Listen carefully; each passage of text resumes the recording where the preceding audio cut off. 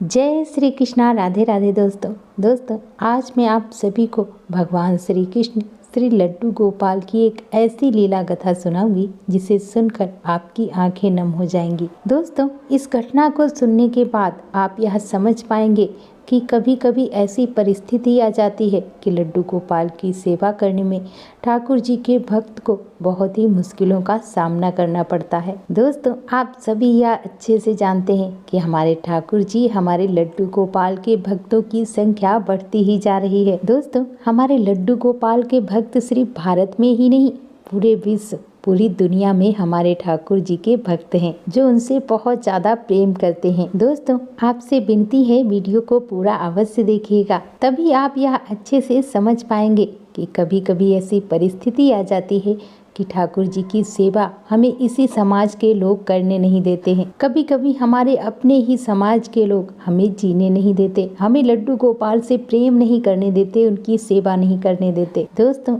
ऐसा ही कुछ हुआ एक ठाकुर जी के मुस्लिम भक्त के साथ। दोस्तों, आज की घटना जिन्होंने हमारे साथ शेयर की है वो मुस्लिम समुदाय से हैं। वो बताती हैं कि जब से ठाकुर जी मेरी जिंदगी में आए हैं मेरी जिंदगी ही बदल गई है। रुखसाना जी बताती हैं कि मैं उत्तर प्रदेश के एक छोटे से गांव में एक गरीब परिवार की लड़की हूँ।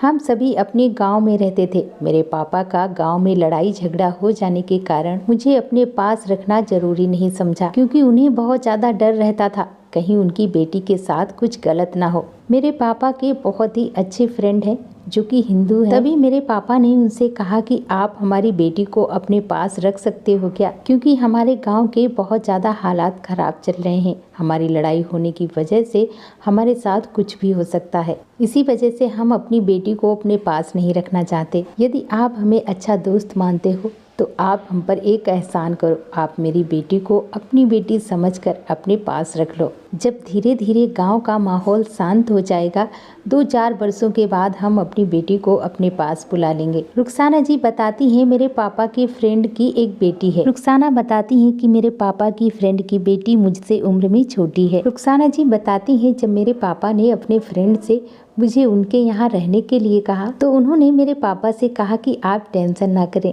आप ऐसी बातें ना करें, आपकी बेटी भी हमारी अपनी बेटी जैसी ही है। जैसे मेरी बेटी हमारे घर पे रहती है वैसे आपकी बेटी भी हमारे साथ रहेगी। रुखसाना जी बताती हैं इसके बाद मेरे पापा अपने फ्रेंड के घर पे मुझे छोड़ आए। तब मेरी उम्र लगभग 5 वर्ष थी। रुखसाना जी बताती हैं कि धीरे धीरे मेरे पापा के फ्रेंड की बेटी के साथ अच्छी दोस्ती हो गई। हम दोनों एक बहन की तरह रहने लगे। रुखसाना बताती हैं कि उनकी बेटी का नाम अनामिका है। रुखसाना बताती हैं कि भाभी मुझसे बहुत प्यार करती थी, हम दोनों बहुत ही अच्छे से रहते थे। रुखसाना बताती हैं कि उनके घर पे ठाकुर जी की सेवा होती है। लड्डू गोपाल की उनके घर पे सेवा बड़े ही प्रेम भाव से सभी करते हैं। जब अनामिका की मम्मी ठाकुर जी का स्नान श्रृंगार किया करती थी, उन्हें भोग लगाती थी, तब मैं और अनामिका भी उनके पास ही रहते थे और उन्हें ठाकुर जी की सेवा करते देखते मुझे बहुत अच्छा लगता था। अनामिका की मम्मी भी मुझसे बहुत प्यार करती थी। वो जितना अपनी बेटी से प्रेम करती थी उतना ही मुझसे भी प्रेम करती थी। धीरे धीरे ऐसे ही समय बीत रहा था। रुखसाना बताती हैं कि अनामिका से मेरी उम्र लगभग 3-4 वर्ष बड़ी है, इसीलिए मुझे अनामिका दीदी कहकर बुलाती थी। रुखसाना बताती हैं कि मैंने बचपन से ही लड्डू गोपाल की सेवा करते हुए देखा है। मुझे भी लड्डू गोपाल बहुत अच्छे लगते थे। मैं भी लड्डू गोपाल से प्रेम करने लगी थी। मुझे भी लड्डू गोपाल की सेवा करना बहुत अच्छा लगता था। रुखसाना बताती हैं कि जब मैं थोड़ी बड़ी हुई तो मैं और अनामिका मिलकर लड्डू गोपाल की सेवा किया करते थे। अनामिका की मम्मी उठकर सुबह नाश्ता बनाती, घर की साफ सफाई करती और मैं और अनामिका मिलकर लड्डू गोपाल की सेवा करते, उन्हें स्नान कराते, उन्हें भोग लगाते, उनका सुंदर सा श्रृंगार करते और ठाकुर जी की सेवा करने के बाद हम दोनों साथ में स्कूल पढ़ने भी जाया करते थे। रुखसाना बताती हैं कि अनामिका के मम्मी पापा ने मेरा अनामिका के साथ ही हिंदी मीडियम पब्लिक स्कूल में एडमिशन करा दिया था। मैं वहीं पढ़ने के लिए जाया करती थी। ऐसे ही धीरे धीरे समय बीत रहा था। मुझे वहाँ पर बहुत अच्छा लग रहा था, मुझे वहाँ का माहौल बहुत अच्छा लग रहा था। रुखसाना जी बताती हैं कि धीरे धीरे ऐसे ही समय बीतता गया और मैं बड़ी हो गई। रुखसाना बताती हैं कि मेरे अब्बू ने गरीबी की वजह से कहीं दूसरी जगह मकान नहीं बनवा पाया, इसी वजह से वो गांव में ही रहते रहे और गांव में लड़ाई झगड़ा होने की वजह से वहां पर मुझे रखना उन्होंने ठीक नहीं समझा। रुखसाना बताती हैं कि जब मैं 18-19 वर्ष की हुई तभी मेरे अब्बू ने मेरा निकाह फिक्स कर दिया। रुखसाना बताती हैं कि मैं मुस्लिम समाज में शादी नहीं करना चाहती थी, क्योंकि मैं जिस समाज में जिस माहौल में बड़ी हुई थी वो माहौल मुझे बहुत अच्छा लगता था और उसी माहौल में मैं ढल चुकी थी पूरी तरह से। पर क्या करती, मैं मुस्लिम थी, इसीलिए हिंदू समाज के लोग मुझसे शादी नहीं करना चाहते थे। रुखसाना बताती हैं कि ऐसे ही धीरे धीरे समय बीतता गया और मेरे निकाह का वक्त आ गया। मेरे अब्बू ने मेरा निकाह कर दिया। निकाह के बाद मैं अपनी ससुराल गई। जब मैं अपनी ससुराल गई तो मुझे वहाँ का माहौल ही अच्छा नहीं लगता था। मुझे मेरे ठाकुर जी की याद आती थी, मुझे मेरे लड्डू गोपाल की याद आती थी। इसी वजह से मैं अपनी ससुराल में गुमसुम सी रहती थी। रुखसाना बताती हैं कि जब मेरे ससुराल में नॉनवेज बनता था तो मुझे बहुत बदबू आती थी, मुझे बहुत गंध आती थी, क्योंकि मैं उस माहौल में पली बड़ी नहीं थी। मुझे वो माहौल बिल्कुल भी पसंद नहीं था और इस बारे में जब मैं अपने शौहर से कहा करती थी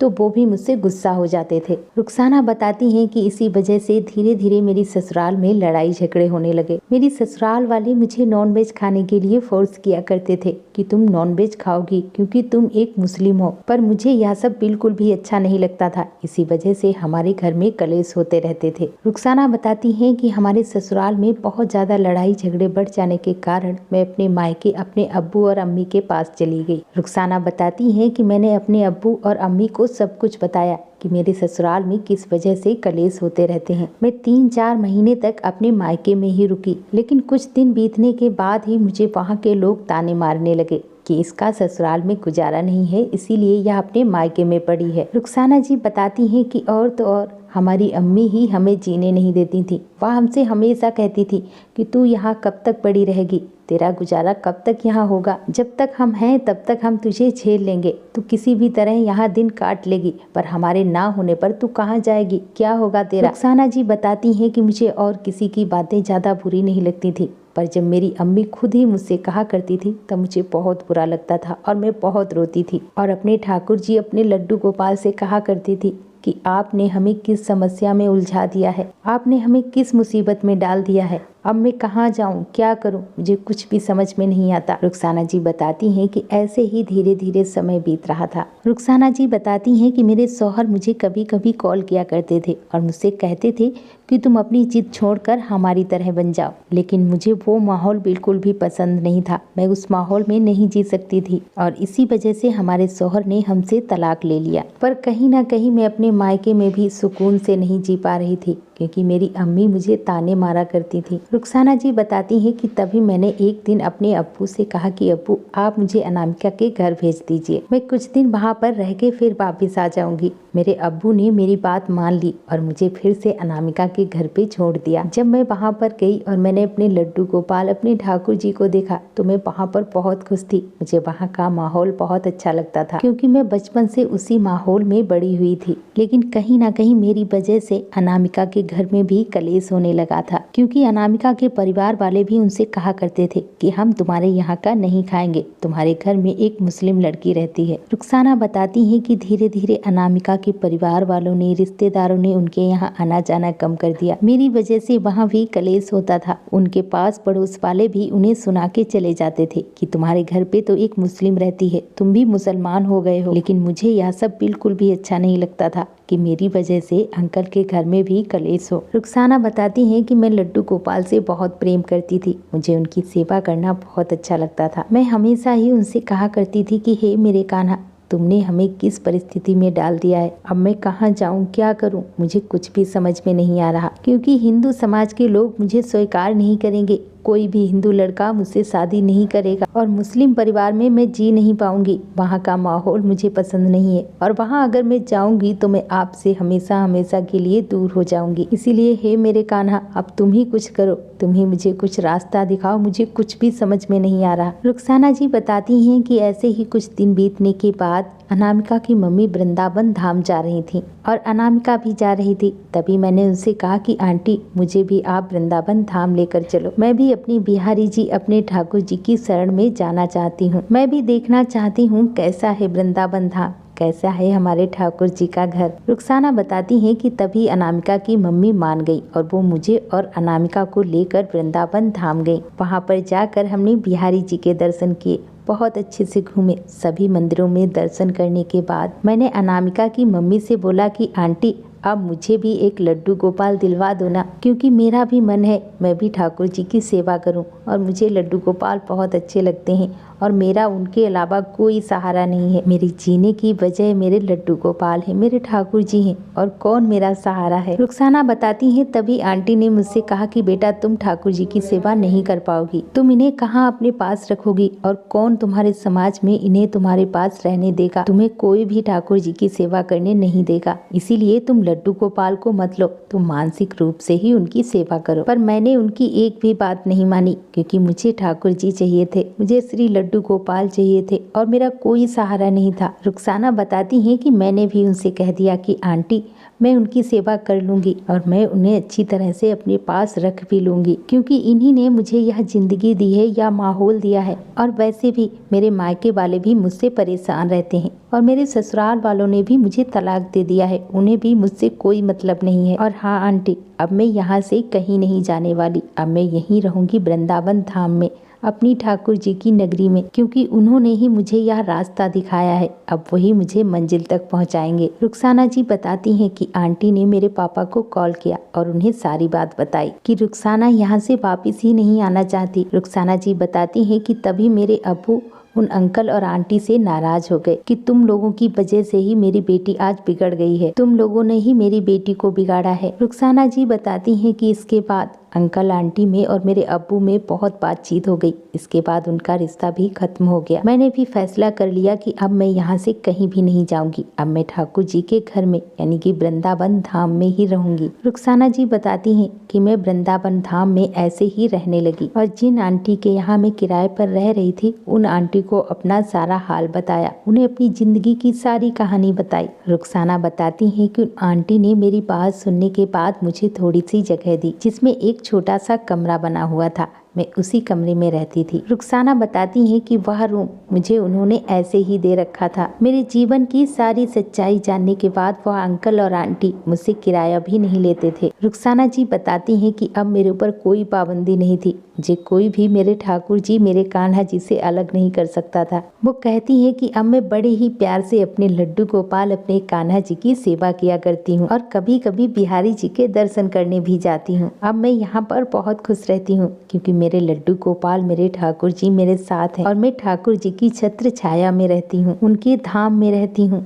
रुखसाना जी बताती हैं कि मुझे वृंदावन धाम में रहते हुए कई वर्ष बीत गए हैं। ठाकुर जी की कृपा से मैं यहाँ पर अपनी सिलाई का काम करती हूँ और सिलाई के जितने भी पैसे आते हैं उससे मेरा और ठाकुर जी का खर्चा आराम से चल जाता है, क्योंकि हम दो जन के अलावा और कोई नहीं है, मैं और मेरे ठाकुर जी। रुखसाना बताती हैं कि मैं बहुत ही खुश रहती हूँ अपने ठाकुर जी के साथ। रुखसाना जी बताती हैं कि मैं भले ही मुस्लिम समाज में पैदा हुई, पर ठाकुर जी ने ही यह लीला या चमत्कार करके मुझे अपनी सेवा का मौका दिया। रुखसाना जी कहती हैं कि यदि मेरे पापा मुझे उन अंकल के घर छोड़कर नहीं आते तो शायद मैं ठाकुर जी की सेवा कभी नहीं कर पाती। मैं अपने आप को बहुत ही सौभाग्यशाली मानती हूँ जो लड्डू गोपाल मेरे ठाकुर जी ने मेरी भक्ति को स्वीकार किया, मेरी सेवा को स्वीकार किया और मुझे भी अपनी सेवा के लायक समझा। रुखसाना जी बताती हैं कि अब मेरे अब्बू और अम्मी ने मुझसे रिश्ता तोड़ दिया है। वो कभी भी मुझसे बात नहीं करते, न ही मेरा हाल चाल पूछते हैं, पर मैं अनामिका और उनके मम्मी पापा से बात कर लेती हूँ। वो भी मुझे कॉल लगाकर कभी कभी बात कर लिया करते हैं। रुखसाना बताती हैं कि जब भी अनामिका और अंकल आंटी वृंदावन धाम आते हैं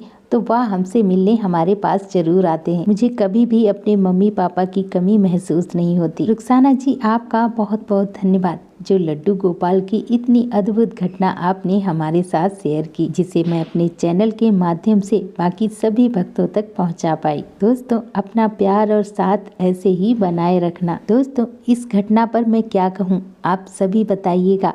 क्या दूसरे समाज के लोग हमारे ठाकुर जी की सेवा नहीं कर सकते? क्या वो हमारे लड्डू गोपाल से प्रेम नहीं कर सकते, उनकी भक्ति नहीं कर सकते? दोस्तों मैं तो इस घटना पर इतना ही कहना चाहूंगी कि लड्डू गोपाल जिससे सेवा करवाना चाहते हैं, ठाकुर जी जिससे भी सेवा लेना चाहते हैं, उसके पास कोई ना कोई लीला करके पहुंच ही जाते हैं, क्योंकि हमारे कृष्ण कन्हैया तो है ही लीलाधर। उनकी लीलाएं, उनके चमत्कारों को हम इंसान समझ सकें इतनी हम में सामर्थ्यता कहाँ, क्योंकि वो कहते हैं ना पता नहीं कौन से गुड़ पे दयानिधि रीझ जाते हैं। तो दोस्तों पता नहीं कौन से गुड़ पे हमारे ठाकुर जी हमारे लड्डू गोपाल रीझ जाते हैं और वो हमें अपनी सेवा के लायक समझते हैं, अपनी सेवा का मौका हमें देते हैं। दोस्तों वह सभी भक्त परम सौभाग्यशाली हैं जो लड्डू गोपाल ठाकुर जी की सेवा करते हैं। इसीलिए दोस्तों मैं हमेशा कहती हूँ अपने लड्डू गोपाल की सेवा कीजिए, उनसे प्रेम कीजिए और उन पर अटल विश्वास कीजिए। परिस्थिति चाहे जो भी हो, आपका विश्वास डगमगाना नहीं चाहिए, क्योंकि आपके लड्डू गोपाल, आपके ठाकुर जी आपके साथ हैं। तो दोस्तों प्रेम से बोलो लड्डू गोपाल की जय, वृंदावन बांके बिहारी लाल की जय। जय जय श्री राधे।